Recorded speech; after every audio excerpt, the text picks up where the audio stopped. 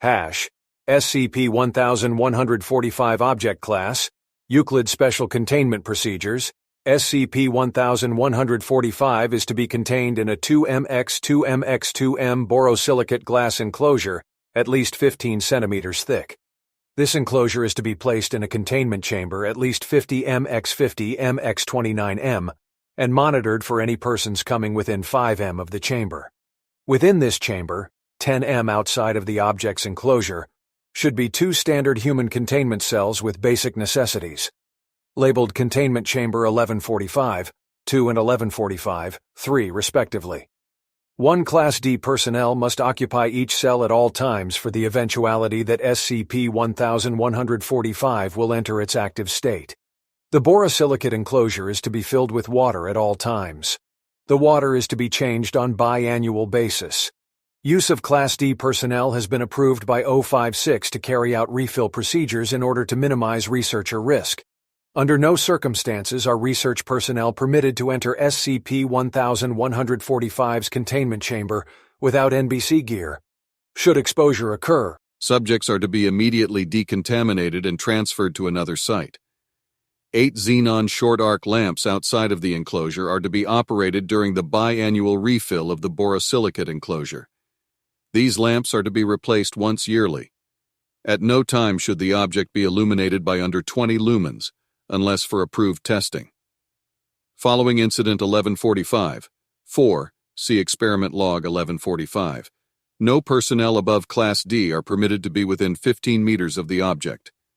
Testing with SCP-1145 is subject to approval only by Level 4 or above personnel, and carried out by Level 3 or above personnel.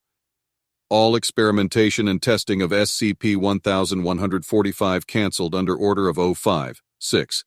Description: SCP-1145 is a stuffed bear approximately 30 centimeters tall recovered from Nagasaki, Japan in 1903. Outer fabric consists entirely of leather taken and cured from Ursus thibetanus. The seams are stitched with heavy strands of an unidentified fibrous connective tissue. No attempt has been made to breach the outer covering of the object, as containment protocols do not permit contact with the object long enough to retrieve an inner sample. Aside from a rudimentary snout, SCP-1145 has no facial features. SCP-1145 weighs 9.4 kilograms, which is considerably heavier than similar stuffed bears of this size. The cause of this discrepancy in weight is unknown. SCP-1145 is radioactive, with doses measured between 2.7 and 9.8 pbq. In its inactive state, the object emits this radiation consistent with the decay chain of Pu-239, Pu-239, U-235 alpha decay, and of Pu-241, Pu-241, Am-241 beta decay. Unlike samples of Pu-239 and Pu-241, however, the object does not emit any of the gamma radiation normally associated with radioactive decay. The amount of radiation SCP-1145 emits at its base level is 2.7 pbq. This increases at a rate of 0.5 mbqs if the object is not illuminated. The presence of water in the enclosure is sufficient to absorb any radiation emitted from the object.